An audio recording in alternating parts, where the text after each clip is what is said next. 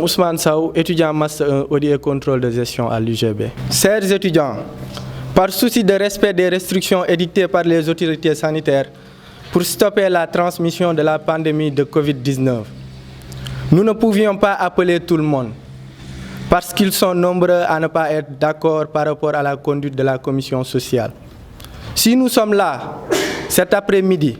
c'est pour un peu clarifier et donner notre position en qualité d'étudiant de l'Auguste Université Gaston Berger. On ne doit pas se tromper de sujet.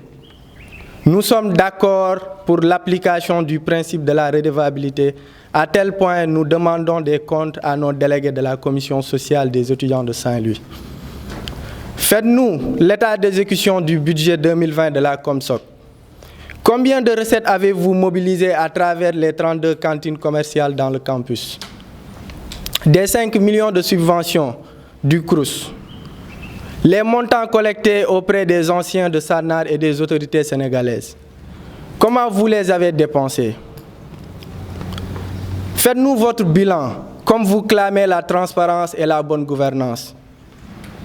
Commençons par le délégataire vis-à-vis de son délégant.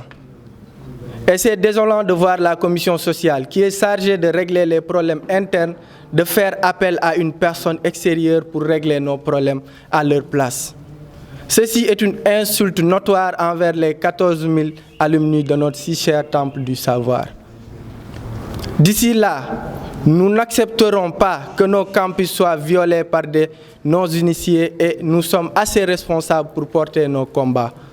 De la même manière que le CROUS doit rendre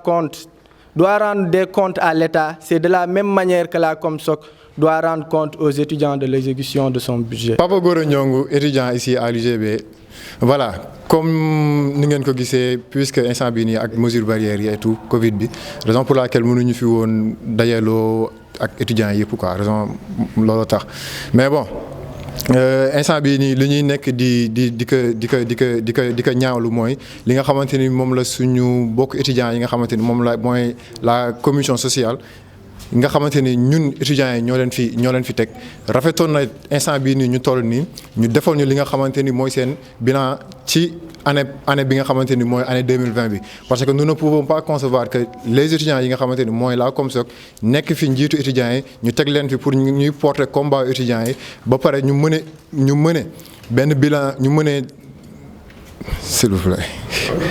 Allez-y, jël sa temps rek. Voilà. ñu war a def liggéey ba pare war a rendre compte ñi nga xamante ni mooy étudiants yi te ba fi may wax ak yow nii amul benn bilan boo xamante ni ñi ngi ñu ko soumettre ba fi may wax ak yéen nii te instant bii nii voilà ñoom jaadu woon na par exemple ci li nga xamante ni mooy budget bi nga xamante ni mooy subvention 5 millions yi nga xamante ni moom la leen waa CROUS di jox jaadu woon na ñu wax ñu nan lañ ko doxalee recette yi nga xamante ni moom la ñu jëlee ci 32 cantines yi nga xamante ni moom la leen waa CROUS jox aussi jaadu woon na ñu xam nan lañ ko doxalee collecte de fonds bi nga xamante ni moom la ñuy def ci les anciens SANAR ak ñi nga xamante ni mooy les autorités du pays tey say jii nii aussi waroon nañu mën a xam ñoom xaalis boobu nan lañ ko doxalee parce que certes année bii nii Covid 19 bi mi ngi fi mais ñoom aussi voilà étudiants yi aussi ñi ngi fi woon donc dans les normes waroon nañu mën a bu dee mëne nañu ay activités ñu wax ñu nan la activité yooyu noonu demee li nga xamante ni mooy li ñuy gën a metti li ñuy gën a ñaawlu si ñoom mooy li nga acte bi nga xamante ni moom la ñu bëggoon mëne mooy le fait que ñu bëggoon inviter des personnes yi nga xamante ni ils ne sont pas issus jógewuñu fii si fi nga xamante ni mooy université Gaston Berger de Saint-Louis 30 ans d'existence musuñu am problème di ko solliciter feneen heure bu ñu amee problème ñoom nga xamante ni étudiants yi ñoo leen nommé teg leen fi tey say ji ñoo war a porter combat bi nga xamante ni moom la étudiants yi di ñaxtu chaque année noonu la daan demee chaque fois noonu la daan demee aussi donc bu fekkente ni cette fois-ci dañu bëgg dem di ko wàlli yaan feneen loolu pour ñun benn déception la te jaaduwul bu doon suñu sago ñoom ñi nga xamante ni ñun ñoo leen fi teg ñoom ñoo ñuy porter suñu combat comme niñ ko daan defee beneen aspect aussi mooy li nga xamante ni voilà ñi remarque bi nga xamante ni def nañ ko ñoom ñi ngi par exemple instant bi sollicité compte rendu budgétaire bu CROUS certes ni